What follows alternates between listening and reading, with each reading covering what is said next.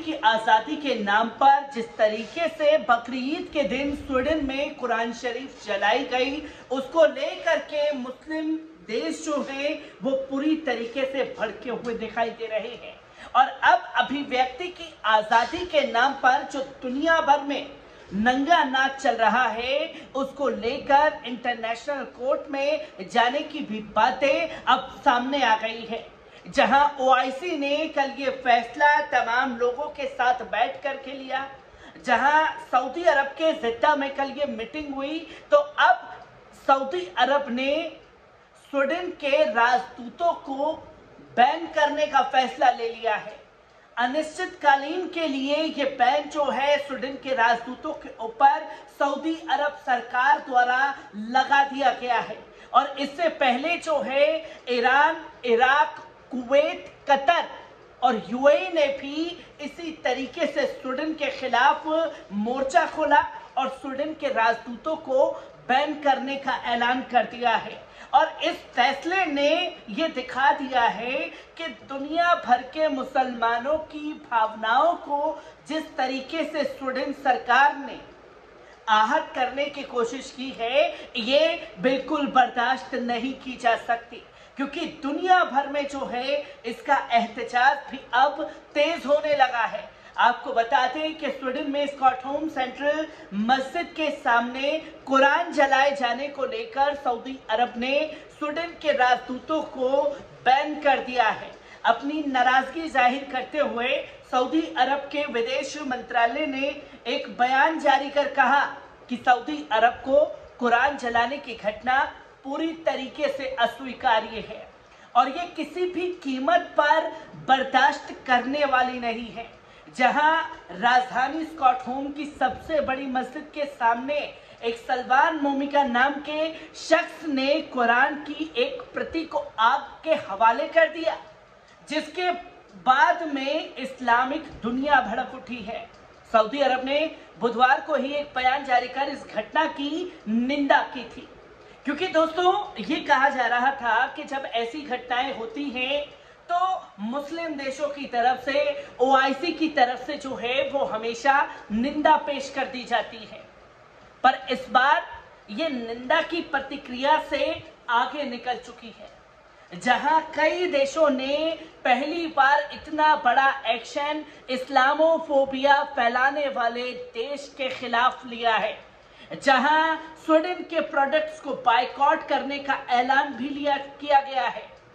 तो वहीं एक साथ इतने सारे मुस्लिम देशों ने बैन करने का राजदूतों को फैसला लिया है, क्योंकि ये बताया जाता है कि मुस्लिम देश जो हैं वो अपने आपस में ही एकजुट नहीं है। और आज ही ओमान के ग्रैंड मुफ्ती ने ये साफ तौर पर कहा कि दुनिया भर के मुसलमानों को एकजुट होना चाहिए कुरान शरीफ की जो ये बेहरुमती की गई है। और पहली बार एक साथ इतने मत जो हैं वो सामने आ रहे हैं इस्लामोफोबिया के खिलाफ। आपको बता दें कि सऊदी प्रेस एजेंसी ने आज बताया कि सऊदी अरब ने स्वीडन के राजदूतों को बैन कर दिया है। सऊदी अरब के बयान में कहा कि विदेश मंत्रालय ने स्वीडन के राजदूतों को बुलाया और उन्हें सूचित किया कि पवित्र कुरान जलाए जाने वाले चरमपंथी की तरफ से किए गए अपमानजनक कृत्य को सऊदी अरब ने स्पष्ट रूप से अस्वीकार्य कर दिया है और आपने इस शैतान के खिलाफ क्या कार्रवाई की है, इसका जवाब आपको देना होगा। ये सऊदी अरब ने तल्ख अंदाज में स्वीडन के राजदूतों से सवाल किया है। बयान में आगे सऊदी अरब ने कहा कि स्वीडन की सरकार से उन सभी कृत्यों को रोकने का अपील की जाती है जो सहिष्णुता, संयम और चरमपंथ को रोकने के प्रयासों को असफल करते हैं और जो देश लोगों के बीच परस्पर सम्मान को कमजोर करते हैं।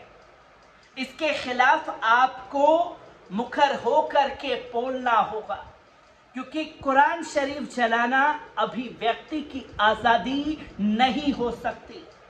जहां साफ तौर पर इससे पहले ईरान ने भी अपने ऑफिशियल स्टेटमेंट में कहा कि जिस तरीके का रिएक्शन मुसलमानों का आ रहा है और वो आना लाजमी भी है, क्योंकि आप कुरान शरीफ को जलाए जाने पर अभिव्यक्ति की आजादी करार नहीं दे सकते।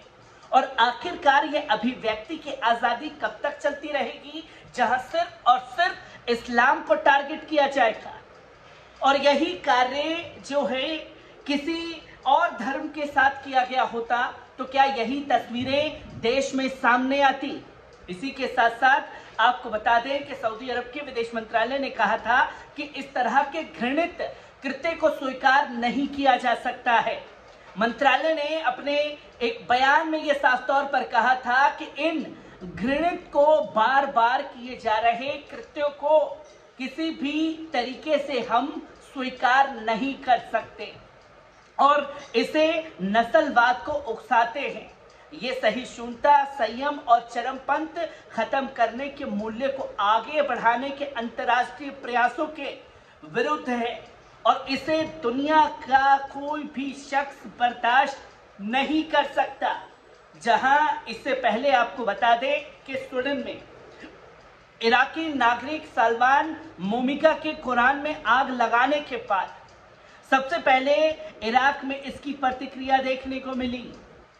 जो एक यहूदी है उसने इस घटना को अंजाम दे दिया। इराक, कुवैत, यूएई और इसके साथ साथ ईरान ने स्वीडन के राजदूतों को बैन करने का अनिश्चितकालीन के लिए फैसला किया है।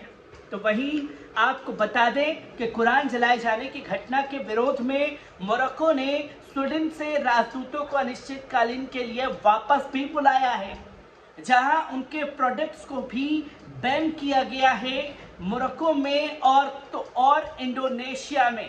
आपको बता दें कि इससे पहले ओआईसी ने भी रविवार को स्वीडन में कुरान जलाए जाने की घटना पर सऊदी अरब स्थित अपने मुख्यालय जिद्दा में एक आपात बैठक बुलाई हुई थी। घटना बकरीद के मौके पर हुई थी, जिसकी वजह से इस्लामिक देश और भी ज्यादा गुस्से में हैं। जहां ओआईसी ने आपात बैठक में एक बयान जारी करते हुए कहा कि अपने सदस्य देशों से कहा कि वो उन देशों को रोकने के लिए एक साथ आ जाएं जो इस्लाम की पवित्र किताब कुरान को जला रहे हैं।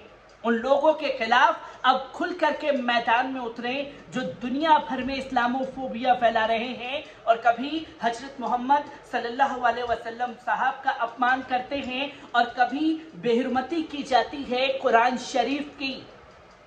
और इसको लेकर इस्लामोफोबिया की घटना अब बर्दाश्त से बाहर हो चुकी है। ओआईसी ने कहा कि दुनिया भर के देशों से हमारी अपील है कि वो अंतर्राष्ट्रीय कानून का पालन करें जो धार्मिक नफरत को बढ़ावा देने की पूरी तरीके से प्रतिबंधित करता है और अंतर्राष्ट्रीय कानून का पालन करने की, इंटरनेशनल कोर्ट में जाने की ये बातें जो हैं वो सामने आई हैं। और हर एक तस्वीर आपके साथ साझा करता रहूंगा कि किस तरीके से मुस्लिम देशों का गुस्सा लगातार फूटता हुआ दिखाई दे रहा है।